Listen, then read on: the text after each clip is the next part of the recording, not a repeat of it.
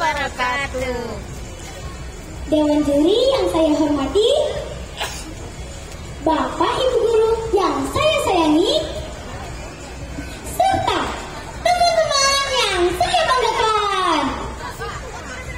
Dari Jakarta langsung ke Surabaya, mampir sebentar di tepi sumur. Perkenalkan, nama saya Azra Yufaya dari SD Negeri 16 Kecamatan Pontianak Timur.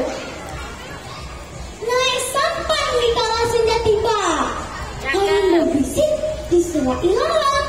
Saya berada di sini ingin bercerita karya Rohmat Azizi yang gemilang. Halo teman-teman. Halo. Hari ini saya ingin bercerita tentang sebuah desa yang aneh, misterius, dan agak menyeramkan. Namanya Desa Batur.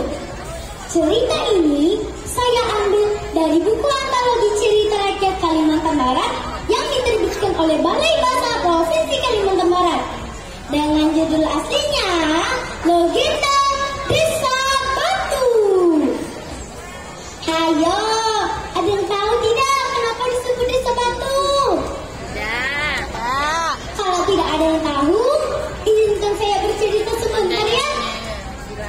Yang di sana sudah siap belum mendengarkan cerita dari saya? Yang di sini sudah siap belum? Sudah.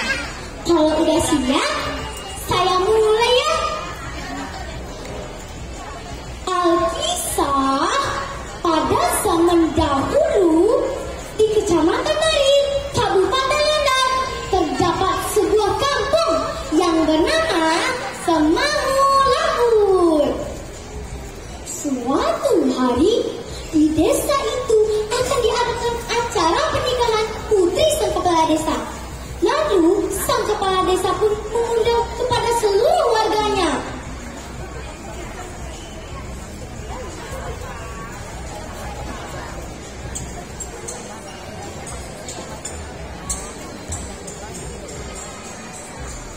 Tes.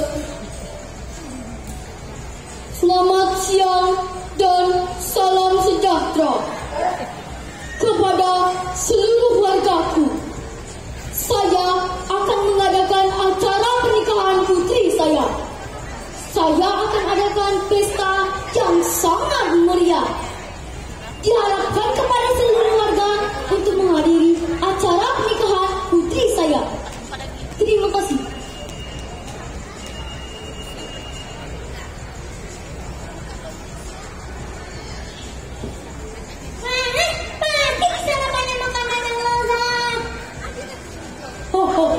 Pasti di sana banyak minuman yang enak. Pasti di sana banyak tenda-tenda yang megah. Pasti di sana banyak musik-musik ternama ya. Pokoknya pasti seru lah nanti kita di sana. Ujar para warga sahut menyahut saat mendengar pengumuman tersebut. Akan tetapi di dalam pengumuman tersebut, sang kepala desa menyebutkan keluarga yang tidak diundang ke dalam acara tersebut.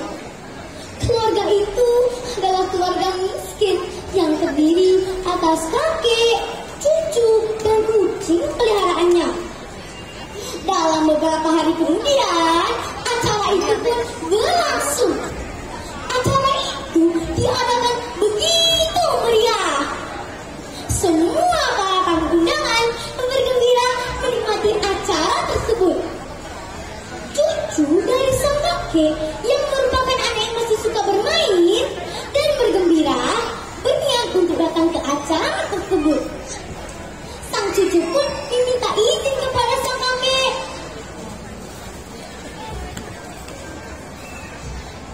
Kek, aku ingin pergi ke pesta tersebut. Boleh kek aku ke sana? Aku ingin sekali pergi ke sana.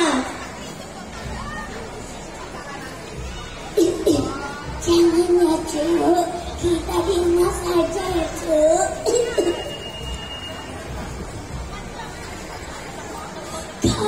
kakek, aku ingin pergi ke sana.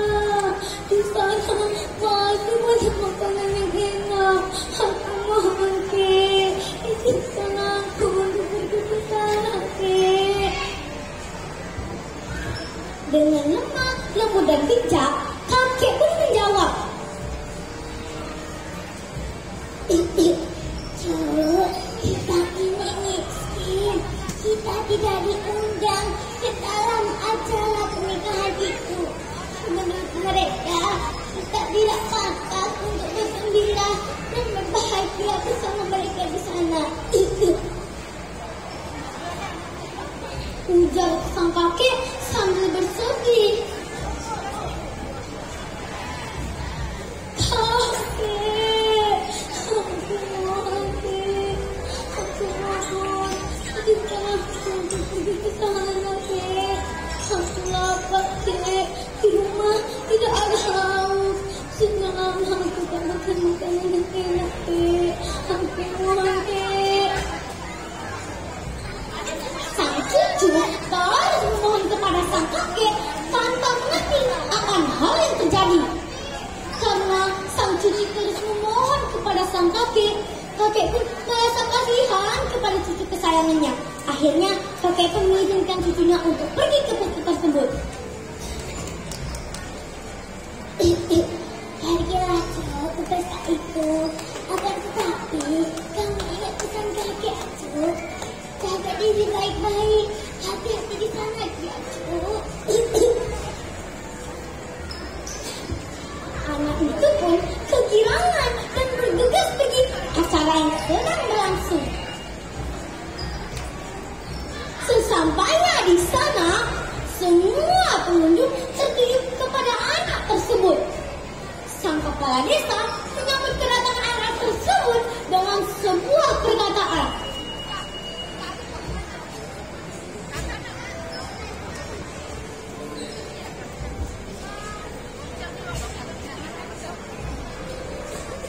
Lihat dalam sini tuh, Pak hadirin.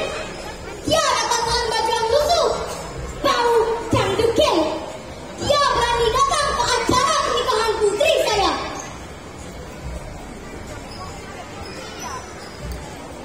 Anak itu tidak memperlihatkan perkataan sang kepala desa. Lalu sang kepala desa memanggil anak tersebut.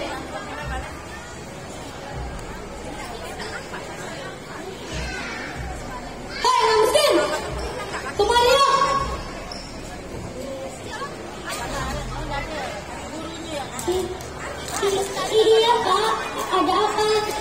Kenapa Pak tak menemani saya?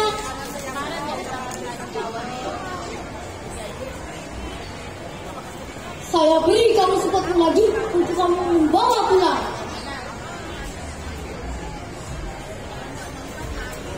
Terima kasih banyak Pak, terima kasih. Anak itu pun bergegas pulang ke rumah dengan membawa sepatu daging yang hendak dibagi kepada sang kakek. Kek, lihatlah, aku membawa sepatu daging untuk kita makan bersama, Kek.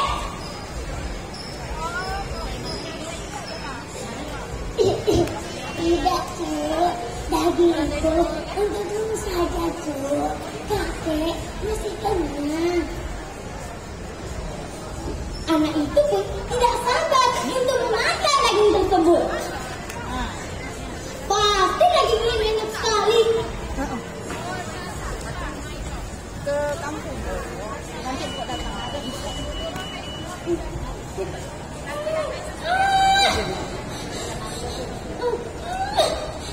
Kenapa daging ini keras sekali? Anak, rasanya sudah bisa untuk menggigitnya. Coba ini kakek lihat. Alangkah terkejutnya sang kakek saat melihat daging tersebut. Ini bukan sepotong daging, Cuk, melainkan sepotong karet yang mirip dengan daging yang dicampur dengan sempoyak, Cuk. Kamu telah ditipu oleh orang-orang itu, Cuk. Ujar sang kakek sambil bersedih. meneteskan air mata. Lalu sang kakek pun sangat marah dan murka melihat ia dan cucunya dilakukan seperti itu.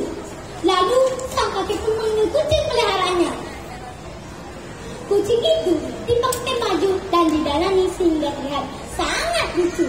Lalu kucing itu dibawa ke acara dan diletakkan di atas pentas.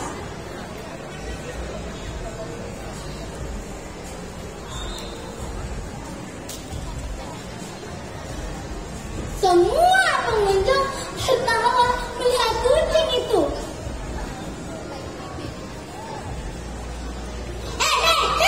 Lihat tuh kucing, lucu banget.